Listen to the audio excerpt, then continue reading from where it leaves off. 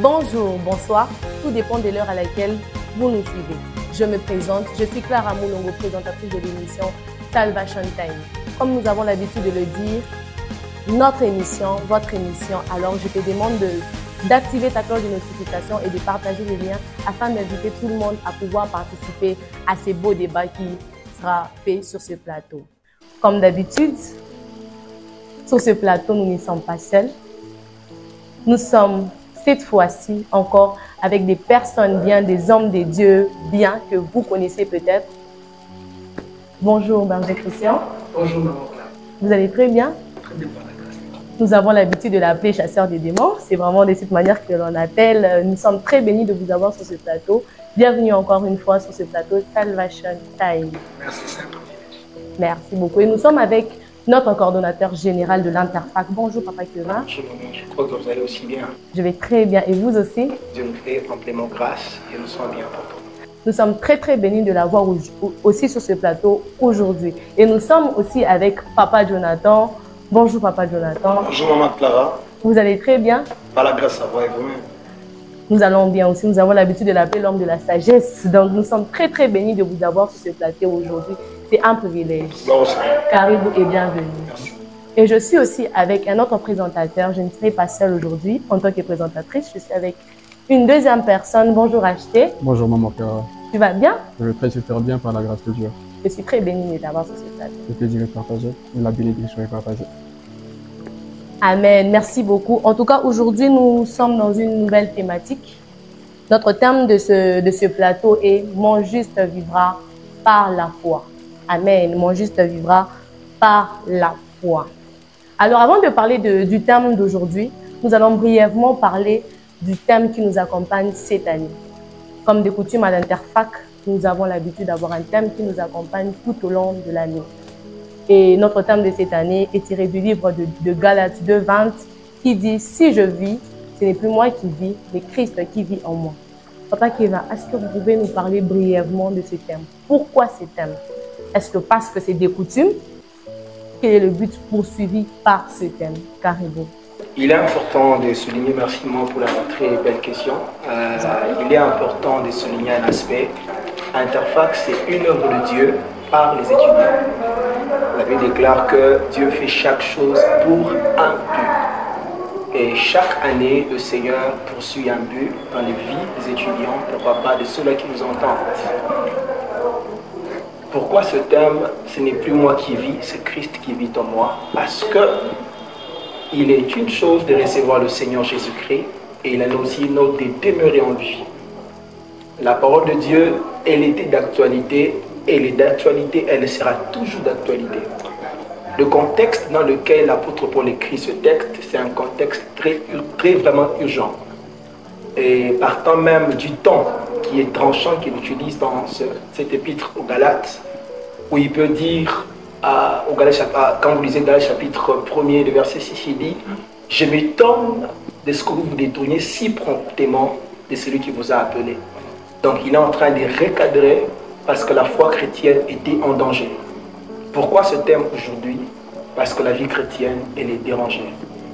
Et il est de notre responsabilité de répéter ces choses parce que ces choses sont nécessaires à la foi, et dire à quelqu'un que la foi en Christ, Christ comme le pilier de notre foi, comme le maître, le sauveur, il nous donne de vivre la vie de Dieu en toute liberté et nous n'avons pas à y adjoindre d'autres pratiques ou autre chose. Christ seul à nous, nous avons l'espérance de la vie éternelle. Amen. Merci beaucoup, nous sommes bénis. Pardon Kevin, je veux revenir sur un aspect très important. Parlons de ce texte de Galates 2:20 pour étirer le thème annuel. Et il y a Paul, en conclusion, qui dit, je vais paraphraser, il dit que je vis dans la foi au Fils de Dieu, dit l'apôtre Paul. Je vis dans la foi au Fils de Dieu. Que veut dire vivre dans la foi au Fils de Dieu? Ou encore, c'est quoi la foi? Je voudrais que vous donniez un peu de réponse plus pragmatique à ces deux questions. Je vais pouvoir répondre c'est quoi la foi et c'est quoi la foi pour Fils de Dieu. Parce qu'on a plusieurs auditoires qui vont nous suivre. J'aimerais le dire d'emblée, la foi c'est une pleine confiance, c'est une certitude, c'est une ferme assurance. Je peux le dire dans des termes un peu imagés. La foi, c'est une main que Dieu a prêtée aux hommes afin de recevoir et manifester ce qu'ils ont reçu de sa part. Alors, c'est quoi la foi au Fils de Dieu? Parce que quand on parle du Fils de Dieu, on voit Jésus-Christ de Nazareth. Alors, la foi au Fils de Dieu nous ramène à une foi qui nous met en relation avec le fait d'être crucifié avec le Seigneur. Quand on dit le fait d'être crucifié, nous nous identifions par la mort et la résurrection de Jésus-Christ.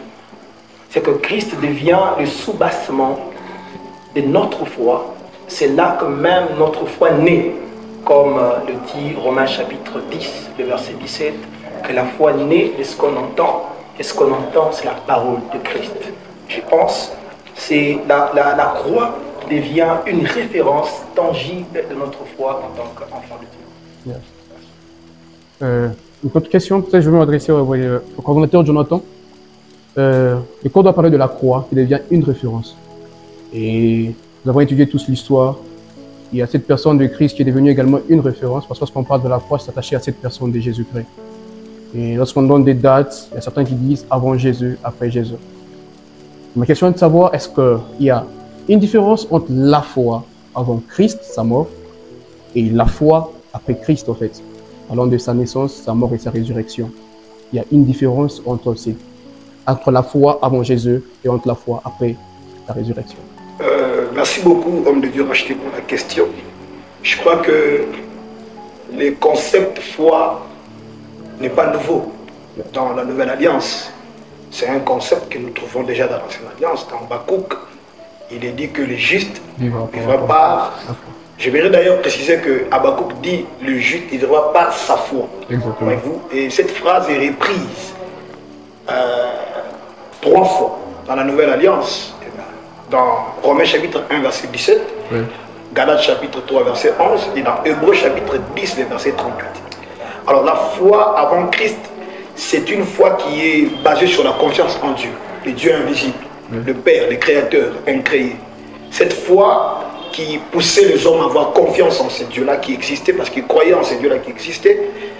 Cette foi-là qui a poussé les hommes à avoir une espérance par rapport aux promesses que Dieu leur avait données en leur temps. Voyez-vous? Alors que nous sommes dans une époque bénie, une époque très spéciale où la foi n'est pas bâtie sur les choses à venir, mais la foi est bâtie sur les choses accomplies. Christ est monté à la croix de Golgotha, il a tout fait. Vous savez, Moïse avait les yeux fixés sur l'avenir par rapport à la Pâque. La Bible dit dans Hébreux 11 qu'il avait les yeux fixés sur l'avenir. Nous, aujourd'hui, nous n'avons pas les yeux fixés sur l'avenir. Nous avons les yeux fixés sur le passé parce que les choses pour lesquelles Moïse pouvait avoir les yeux fixés sur l'avenir, nous les vivons dans le passé. C'est pourquoi aujourd'hui, nous avons les yeux fixés sur le passé. Donc notre foi est bâtie sur un homme.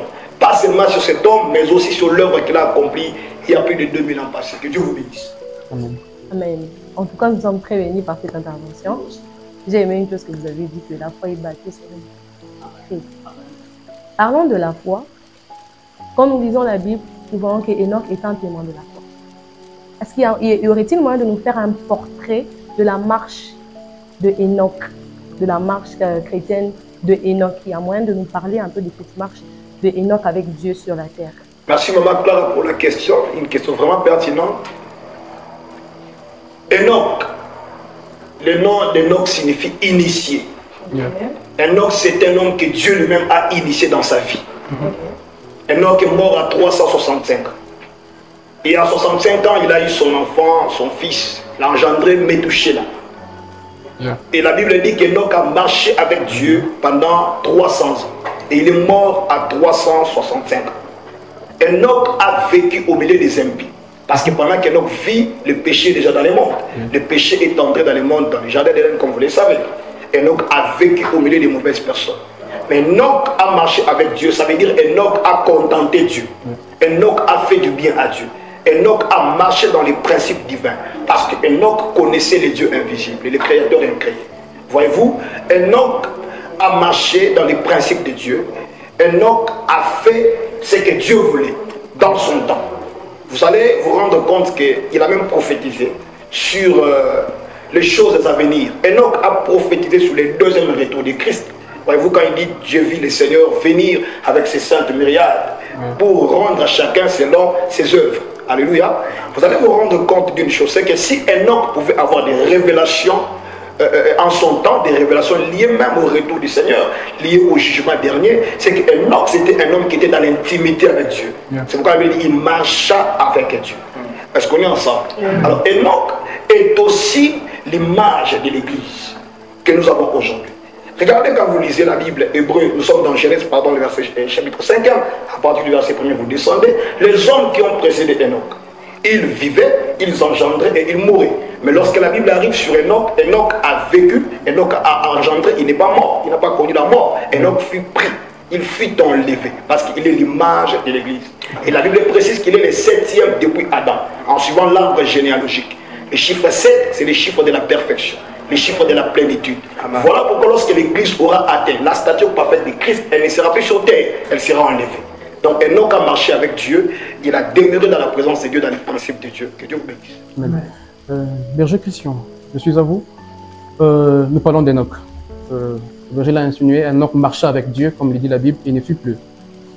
On parle de la marche avec Dieu. Ma question se base sur le fait que, est-ce que la marche avec Dieu, ou la foi, est l'élément indispensable dans la marche avec Dieu, où nous sommes appelés à croire et à vivre par un autre moyen que la foi? Merci beaucoup pour la question.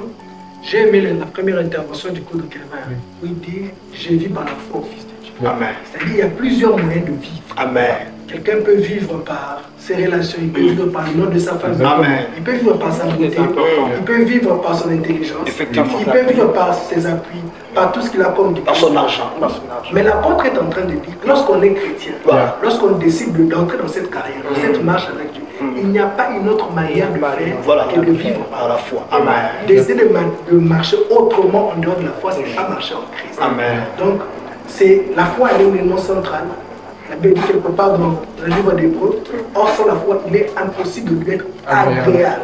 Donc c'est une condition sine qua non, non négociable pour toute personne qui veut marcher avec Dieu dans le temps passé et même aujourd'hui dans la foi chrétienne, à nous qui sommes dans ce siècle. Donc la foi est l'élément central, mais cette foi-là, elle n'est pas morte. Cette foi-là est appelée à produire des œuvres autour de nous. Elle est manifeste. Elle est manifeste. Amen. Elle n'est pas une foi qu'on dit j'ai simplement la foi. Elle est une foi qui sévit. Et ce qui sévit se constate. Amen. Tout ce qui sévit doit se constater. Wow. Et la vie de chaque jour est une vie de foi, une vie où on manifeste Christ dans nos actes de la vie de chaque jour. Donc on ne peut vivre que par la foi. Amen. Alors, Berger, une question. Ça veut dire que c'est l'élément indispensable. Il y a plusieurs moyens de vivre sur cette terre, de vivre par ses relations, par l'argent et tout ce qui va avec. Nous sommes chrétiens, peut-être qu'on parle à un auditoire chrétien, on parle également au monde. J'aimerais un peu savoir, que faire? Que faire pour marcher dans la foi? Parce que c'est bien de le dire, mais d'une manière un peu plus pratique, que conseillerez-vous à un chrétien ou que doit faire un chrétien pour marcher dans la foi? Parce que croire en est une chose, mais marcher dans la foi en est une autre. Il y a Paul qui dit, je crois à Timothée ou à Tite, il dit, de la même manière que vous avez cru en Christ, marchez en lui. Comment marcher en Christ? Comment marcher par la foi? Merci beaucoup pour la question, elle est pertinente. Le point de départ, comme l'a le souligné le coordinateur Jonathan, c'est cette foi qu'on identifie à Christ, à son œuvre et à sa personne. Amen. On ne développe aucune forme de foi, c'est d'abord qui est ce point focal, ce point de départ, Christ. Et lorsque nous croyons en Christ, Christ nous offre par sa vie tout ce qui est nécessaire pour contribuer à notre marche avec lui. Amen. Nous n'essayons pas de trouver des choses tout au long de notre marche. Oui. Les choses que nous avons besoin pour notre marche, elle est déjà contenue dans ces dons de Christ. Amen. Mais maintenant, elle se développe chaque jour par l'ensemble de conditions que nous mettons autour de nous. La parole de Dieu prioritairement. Parce que c'est elle-même la source de la foi. Parce que la Bible dit, la foi vient de ce qu'on entend. La foi, là, elle a un point d'ancrage qui est la parole de Dieu. Mais au-delà de la parole de Dieu, je pense aussi que les débatteurs vont enrichir cela. Il y a tout ce que nous mettons autour de nous qui peuvent être comme des limons, des fertilisants qui vont faire en sorte que notre foi se déploie. Mais la foi, comme nous la recevons, elle a déjà en elle tout le potentiel nécessaire pour accompagner notre marche. Simplement, il faut la déployer, il faut la développer. Gloire au Seigneur. La foi qui est un élément central de notre marche avec Christ. Alors, Papa Kevin, est-ce que vous pouvez aussi ajouter quelque chose par rapport à ce qui a été posé comme question par le frère Acheté? Je pense que la parole de Dieu, elle répond amplement à cette question. correspond dans Colossiens chapitre 2, il est écrit que nous avons tout pleinement en Christ. Amen. J'aimerais proposer à la personne qui est en train de nous suivre, je pense 4 à 5 verbes qui pourront l'aider à comprendre comment marcher avec le Seigneur par la foi. La foi grandit premièrement par le fait qu'on entend la parole de Dieu. Elle naît en nous. Et cette parole, c'est la parole de Christ. Donc on a le verbe entendre. Il est impossible de marcher avec le Seigneur, d'avoir la foi lorsqu'on n'entend pas la parole de Christ. Impossible. Parce que la foi n'est pas d'une intelligence humaine, la philosophie. Elle naît par le fait qu'on entend la parole de Christ. Le second verbe, la foi grandit lorsqu'on obéit à ce qu'on entend. Il ne suffit pas d'entendre.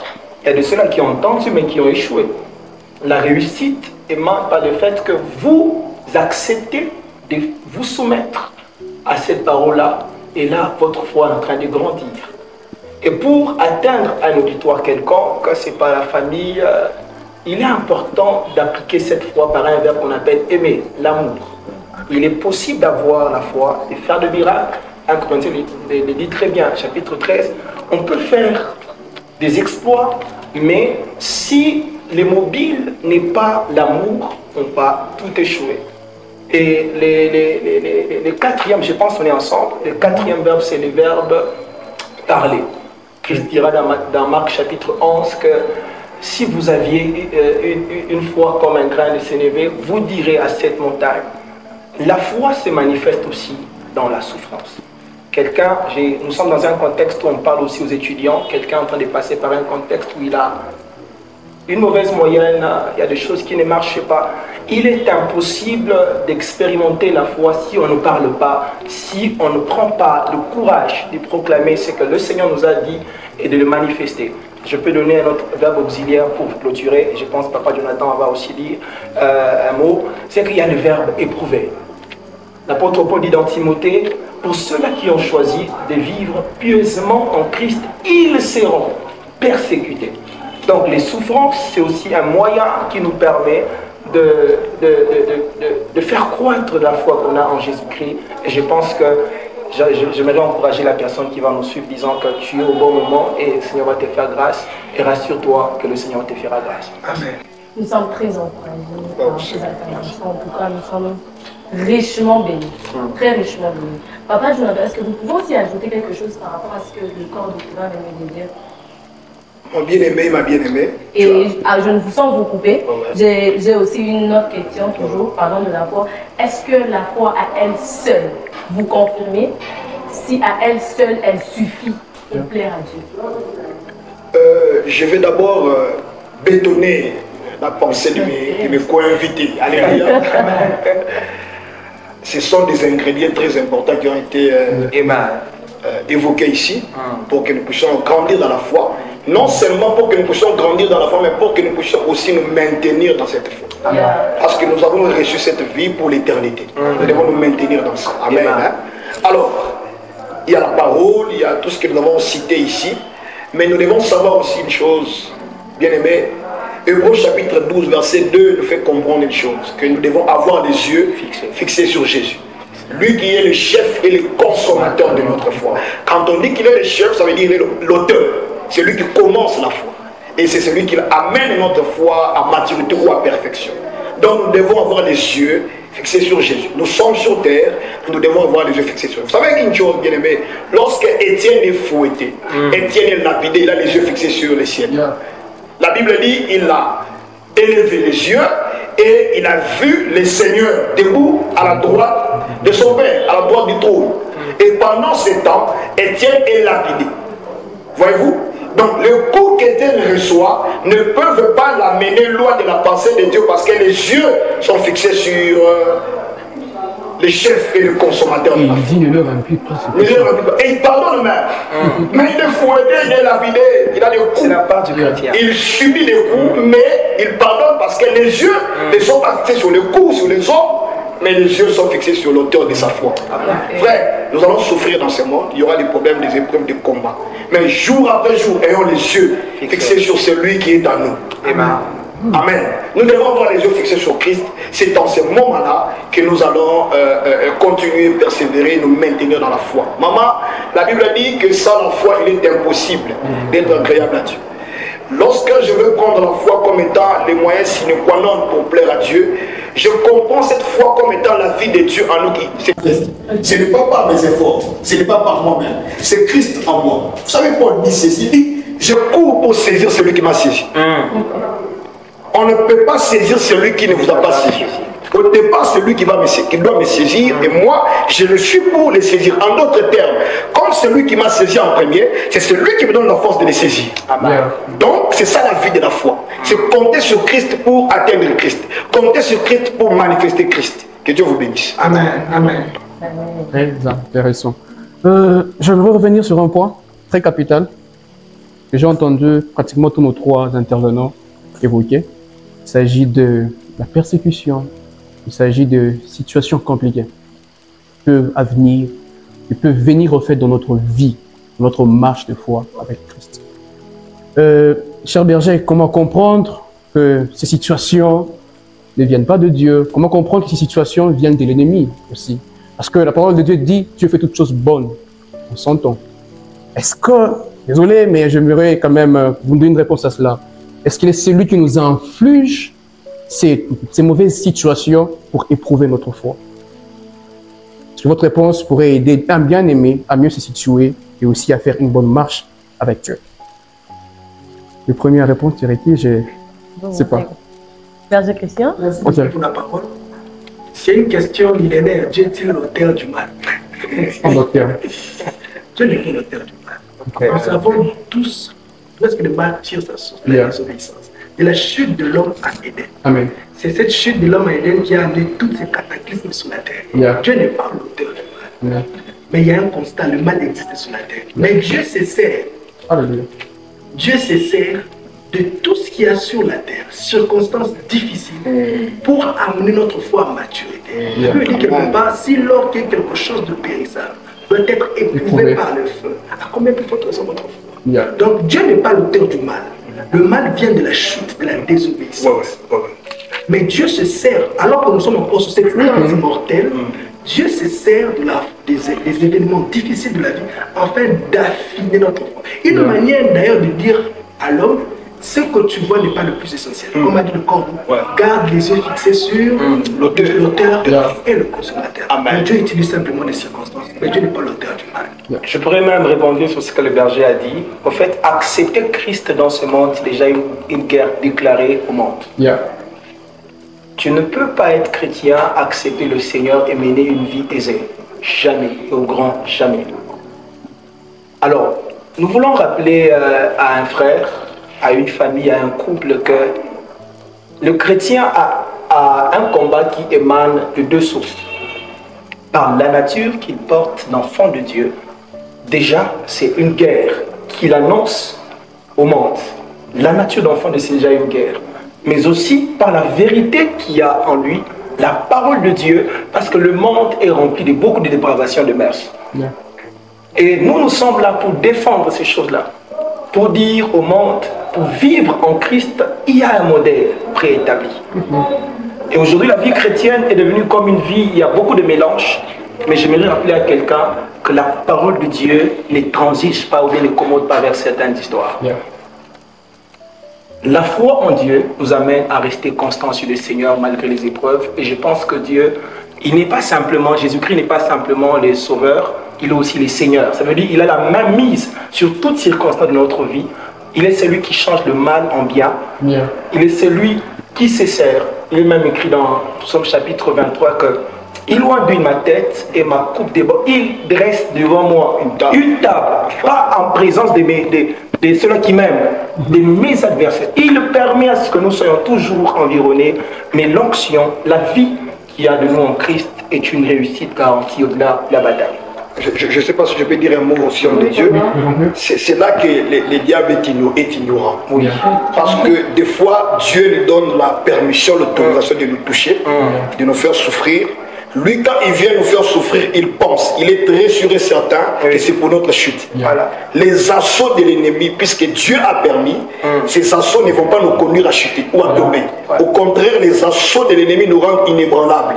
Ça fortifie, ça solidifie, ça bétonne notre foi. Voyez-vous, c'est pourquoi il tombait sur Job de temps en temps, mais ce dernier continuait à dire mon Rédempteur est vivant, il s'élèvera les derniers. Donc plus le coup venait, plus la foi devenait ferme. Donc homme de Dieu, femme de Dieu, bien-aimé qui est en train de nous suivre en ce moment, rassurez-vous que Dieu a permis cette souffrance, non pas pour que vous puissiez tomber. Dieu l'a permise pour que vous soyez inébranlables. L'apôtre Pierre dit, permettez que je lise rapidement, 1 Pierre 5, verset 10, le Dieu de toute grâce, qui vous a appelé en Jésus-Christ à sa gloire éternelle, après que vous aurez souffert un peu de temps, vous perfectionnera. Lui-même vous affermira, vous fortifiera, vous rendra inébranlable. Dieu est amour, Dieu est bon. Plus on les accablait, plus il s'est multiplié. D'ailleurs, il est dit, vous ne serez pas tentés au-delà de votre foi. Amen. Et il est encore dit que toute chose concourt au bien de ceux qui aiment Dieu. Donc, quand tu es dans un moment de souffrance, un moment de persécution, ne cède pas. Amen. Tu as un Dieu qui t'amène lui-même jusqu'au bout. Tu l'aimes. Donc, crois en lui et garde tes yeux fixés sur lui. Vous avez parlé de la souffrance. Il y a aussi des souffrances qui naissent par notre manière de vivre. C'est vrai que le fait d'accepter le Seigneur Jésus-Christ, c'est une guerre. Mais si on est léger dans sa marche avec le Seigneur, on vivra certaines souffrances qui vont nous conduire à notre perte. Donc il est important de veiller par sa qualité de vie. En tant qu'enfant de Dieu, il est vraiment importantissime. Il est obligatoire de veiller. L'apôtre Paul dit dans 1 Timothée que vous devez être des modèles en parole, en conduite. Ce sont des choses qui nous permettent de ne pas susciter certaines souffrances qui seront pour nous une perte de temps. Voilà. Merci beaucoup Berger, merci beaucoup coordonnateur pour vos réponses à cette grande question. Alors, on prend une prochaine question qui concerne l'amour, pratiquement la foi, l'amour de Dieu, l'amour de Jésus-Christ pour nous, mais également sa résurrection. Parce que l'apôtre Paul dit, si je vis, il dit quoi? Si je vis, je vis dans la foi au Fils de Dieu qui m'a aimé et qui s'est donné pour moi. Quelle relation faites-vous entre la foi, l'amour de Dieu pour nous, mais également sa mort et sa résurrection parce qu'il s'est donné pour nous? C'est quoi la relation qu'il y a entre ces trois éléments? Je pense que la Bible essaie de mettre en ordre. Oui. Dans Jean 16, la Bible commence par dire car Dieu a tant aimé les morts. Oui. Donc le point de départ de tout ce qui est œuvre du salut, c'est d'abord l'amour de Dieu pour l'homme. La Bible dit car Dieu a tant aimé les morts. Oui, il a donné son Fils unique. Et son Fils unique vient accomplir l'œuvre de la rédemption, qui consistait en l'intermédiaire à prendre la place de l'homme pécheur. Le Seigneur du péché, c'est la mort. Il est allé au bas du calvaire pour prendre notre place. Car Dieu a donné les morts, il a donné son Fils unique. Maintenant, il a la place de la foi. Afin que quiconque croit en lui, à son Fils et à l'œuvre qu'il a accomplie, ne périsse pas, mais qu'il ait la vie éternelle.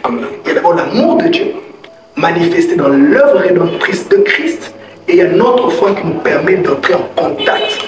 La foi ne vient qu'entrer en contact de l'œuvre parfaite de Christ qui exprime l'amour du Père.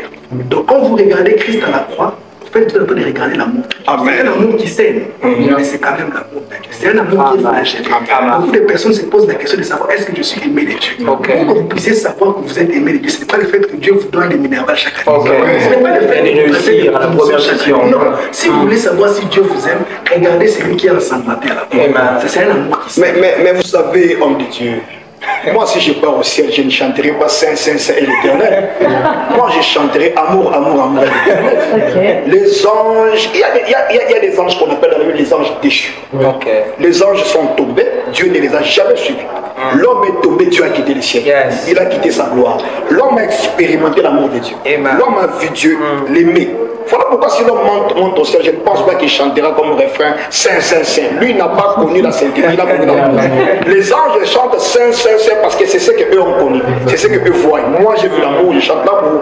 Donc avant la mort et la résurrection, il y a d'abord l'amour. C'est l'amour qui l'a poussé à quitter la gloire, à quitter le repos, et il est venu mourir, il est ressuscité, et la foi intervient en dernière position. Parce qu'au fait, Adam est tombé, nous sommes nés d'Adam et nous sommes par nature pécheurs, et le Seigneur a décidé de nous déraciner de la lignée adamique pour nous planter dans la lignée christique, le deuxième Adam. Alors pour entrer dans la lignée christique, il faut naître. Parce que pour naître, quand on est né d'Adam, on est déjà pécheur. Alors pour entrer aussi dans la deuxième lignée, il faut naître. C'est ce qu'on appelle la nouvelle naissance. Alors vous quittez ici pour entrer ici, le moyen c'est la foi. Amen. La grâce est déjà là. Mais utilisez la foi. Et la foi, c'est aussi cette capacité que Dieu dépose en nous pour que nous puissions croire en lui. Amen. Amen. J'aimerais en tout cas rebondir sur ce qu'on a dit ici avec un texte, 1 Corinthiens chapitre 13, le verset 13.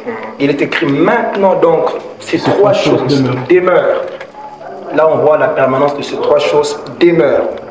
La foi, l'espérance, la charité. Mais la plus grande de ces choses, c'est la charité. Lorsque la foi et l'espérance sont basées sur l'amour, je vous dis, la réussite et la persévérance, c'est plus qu'une évidence.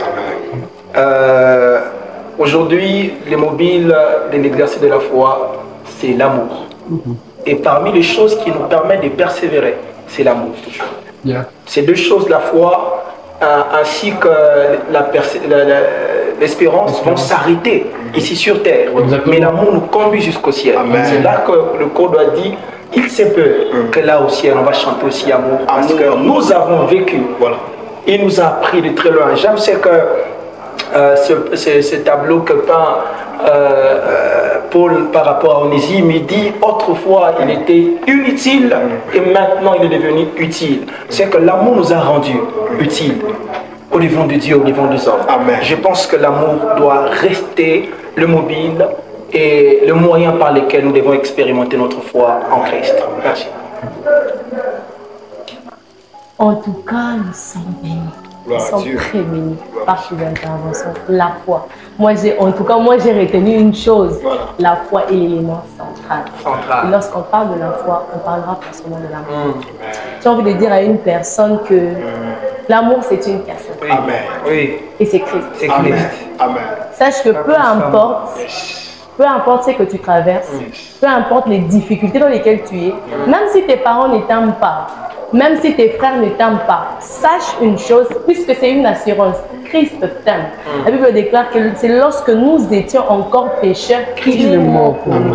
Alors je te rassure ce soir que Jésus t'aime. En fait, ne fais même pas d'effort, tel que tu es. Il t'aime comme ça.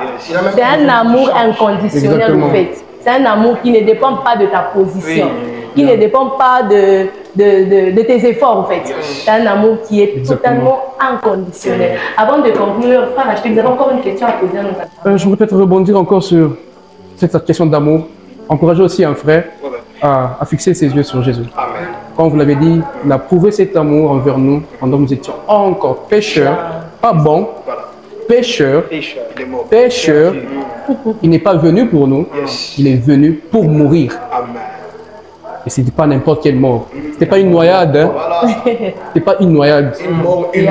C'était la mort à la croix. Une mort réservée aux brigands, aux voleurs. Il a accepté cette mort pour nous. Alors peu importe qui tu es, ce que tu fais, il t'aime. Il n'a pas besoin que tu fasses le bien pour qu'il t'aime plus. Il n'a pas besoin que tu fasses le mal pour qu'il t'aime moins. Il t'aime tel que tu es. Alors, il ne te demande pas de changer pour venir vers lui. Viens tel que tu es, sale que tu es. Je le dis souvent, on va te faire un câlin. On va te communiquer tout simplement sa nature sainte. Alors, peu importe qui tu es, peu importe ce que tu fais, Jésus à la croix est mort également pour toi. Amen. C'est quelque chose de très important. Alors, cher berger, une autre question parlant de la vie d'Enoch. Enoch fut enlevé. Il lit également dans la Bible. Est-ce que l'enlèvement est un couronnement pour le chrétien? L'enlèvement est-il un couronnement? Est-il un couronnement pour le chrétien? Merci beaucoup pour la question. Une question pertinente. Dans les temps actuels, quand on parle d'enlèvement, on parle d'enlèvement comme étant un sujet de foi, comme étant un choc, comme étant un cataclysme. Quand on parle de l'enlèvement, on a l'impression que nous sommes en plein troisième guerre mondiale. En fait, l'enlèvement était rentable. Voilà, c'est un rendez-vous. Dans l'Apocalypse, il y a un soupir que l'Esprit et l'Église doivent avoir pour dire viens. En fait, nous devons soupirer à cela comme étant un rendez-vous extraordinaire. Un couronnement, un rendez-vous, un rencard. Il faut être là. Et nous serons là par la foi. Nous serons là. Nous serons là par la foi au Fils. Donc, l'enlèvement est ce chapitre qui clôt un peu notre vie terrestre et qui amène à la pleine manifestation de cette vie de Dieu que nous avons reçue. Et nous rencontrerons l'époux dans les airs. Donc ce n'est pas un sujet de foi, ce n'est pas un sujet de détresse. Donc on doit comprendre que lorsqu'on dit Jésus revient bientôt, Jésus revient bientôt, c'est pas pour faire peur aux chrétiens. On doit normalement sauter parce que notre époux revient. L'esprit et l'épouse disent viens. Donc nous avons soif de les rencontrer. C'est ça la rencontre entre Isaac et Rebecca. Rebecca a envie de voir l'homme. Voyez-vous, Isaac également, parce qu'Isaac n'était pas à l'aise. Il était au champ, il bougeait, il avait envie. Il a dit, je suis allé vous préparer. Même lui là, il n'est pas à l'aise. Je pense qu'il est important de souligner un aspect, c'est que partant de la parabole des 10 vierges, c'est que j'aimerais dire à quelqu'un que Christ viendra prendre ceux-là qui seront prêts, pas ceux-là qui se préparent. Donc soyons prêts. À chaque instant, il n'attend pas que tu sois marié. Il peut revenir alors que tu es en train de prédoter. Donc, soyons prêts et Christ revient bientôt. Et pour préciser encore une autre chose par rapport à l'homme de Dieu, le couronnement viendra après. Nous serons couronnés quand nous serons enlevés. Voilà. Nous devons comprendre les choses dans ce sens. Voilà. Merci. Il y a sûrement quelqu'un qui est en train de dire que je présente d'abord. Maintenant que nous puissions prier avec un frère, il n'a pas encore reçu Jésus-Christ. D'accord, on y arrive. En tout cas. En tout cas, nous sommes vraiment bénis. Papa Jonathan, nous sommes bénis. Merci beaucoup pour ces interventions. Merci infiniment, nous sommes richement bénis. Vous savez, toute occasion est bonne pour recevoir Christ. Toute occasion est bonne. Et je pense que celle-ci, elle est aussi très bonne pour que quelqu'un donne sa vie à Christ. Avant de faire cette prière, comme nous chutons déjà, en tant qu'étudiants, il y a des étudiants qui nous suivent. Il y a des parents qui nous suivent, il y a des élèves qui nous suivent, il y a des gens qui sont en famille, donc il y a aussi des enfants. Y a-t-il un mot d'encouragement? Déjà, nous parlons de la foi, qui n'est pas seulement une parole, mais qui est aussi une promesse. Est-ce qu'il y a un mot d'encouragement que vous pourriez donner à ces familles, à ces étudiants, qui peut-être, à cause des situations, ont quitté même la foi, ils ont abandonné la foi. Pour eux, la foi, en tout cas, c'est une histoire pour d'autres personnes. En fait, pour eux, la foi, c'est quelque chose de passif comme ça. Est-ce qu'il y a un mot d'encouragement que vous pourriez leur donner afin de rester, de continuer dans cette marche chrétienne avec la foi? Berger Christian, est-ce que vous pouvez donner un mot d'encouragement à toutes ces personnes qui ont abandonné la foi, à toutes les personnes qui n'ont pas encore abandonné, mais qui sont en train de tituber, vraiment de tituber dans la foi? Est-ce qu'il y a un mot que vous pourriez donner pour les encourager à rester dans la foi? Le premier mot que je vais leur dire, c'est qu'ils n'oublient pas qu'ils sont chrétiens étudiants. Et pas étudiants chrétiens. C'est-à-dire que leur première nature est d'abord la nature d'enfant de Dieu. Et s'ils sont chrétiens, comme l'a dit l'apôtre Paul, leur vie c'est Christ. Leur vie ce n'est pas d'abord les études. Parce que nous oublions le fait que notre vie c'est Christ. Maintenant dans de voies détournées parce que nous ne savons pas notre véritable identité. Notre vie est d'abord Christ, ce n'est pas les études. Les études étaient un moyen que Dieu a mis en place pour nous aider à bien accomplir la mission qu'il nous a donnée sur la terre. Amen. Donc la première des choses qui nous oublie pas leur identité. Ils sont d'abord chrétiens, puis étudiants. Yes. Ça c'est la première des choses. Et la deuxième des choses qu'ils doivent savoir, les souffrances qu'ils vivent ne sont pas des choses qui sont étranges, comme dit l'apôtre Pierre. Cela est imposé d'une manière ou d'une autre à plusieurs d'entre nous à travers l'univers, à travers du globe, même dans l'histoire de l'Église. Ils ne sont pas les premiers à passer par là, ils sont simplement dans la lignée. Ils doivent aussi savoir, comme a dit le maître, que les serviteurs n'est pas comme son maître. Donc tout serviteur accompli comme son maître. Le fait qu'ils passent par ce moment, c'est une manière aussi pour Dieu de les identifier. Une plus grande identification à la vie de Christ. La troisième des choses que je voulais dire, la souffrance a une date de péremption. Ils ne souffriront pas éternellement sur cette terre et même dans le ciel à venir. Voilà ce que je peux dire. Merci beaucoup, Papa qui va vous ajouter quelque chose. Bon, permettez que je le dise de manière magistrale. J'aimerais dire à quelqu'un, je te permets de pleurer, mais n'abandonne pas. Il est écrit dans la parole de Dieu que Dieu est près de ceux-là qui ont le cœur brisé. Donc si tu as été brisé, rassure-toi que tu as pour compagnie le Seigneur. Et ce que je sais, c'est que cette histoire ne s'arrêtera jamais dans la honte. Et Dieu va t'amener au moment, à l'endroit où il a prévu de te rencontrer. Même dans le feu, Christ est là. Même dans l'eau, il est là. Et il a dit, lorsqu'il est ressuscité, que tout pouvoir m'a été donné dans le ciel et sur la terre. Mais je m'excuse. Ce que j'aimerais dire à quelqu'un, c'est que Christ est avec toi dans cette bataille. Persévère et n'abandonne pas. Merci. N'abandonne pas, persévère. Christ est avec toi.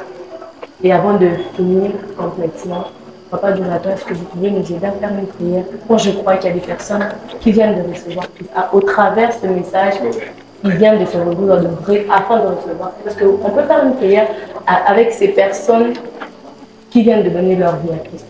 Nous allons prier pour tous ces cris au Seigneur. Nous allons également prier pour nos bien-aimés qui passent par des moments très difficiles et très compliqués. Père, merci pour ces temps. Je sais une chose, c'est que tu n'as pas voulu guérir Lazare, mais tu avais un autre plan, un autre calcul, un autre programme, celui de les ressusciter. Si tu n'as pas fait bien, tu peux faire mieux. Père, visite mon frère, visite ma soeur. Fais du bien à ces frères qui nous ont suivis, à cette soeur qui nous a également suivis. Prends-les en charge, prends-la en charge. Il est écrit, tout est accompli. Que tout est accompli, crie dans nos vies, dans nos projets, dans notre marche.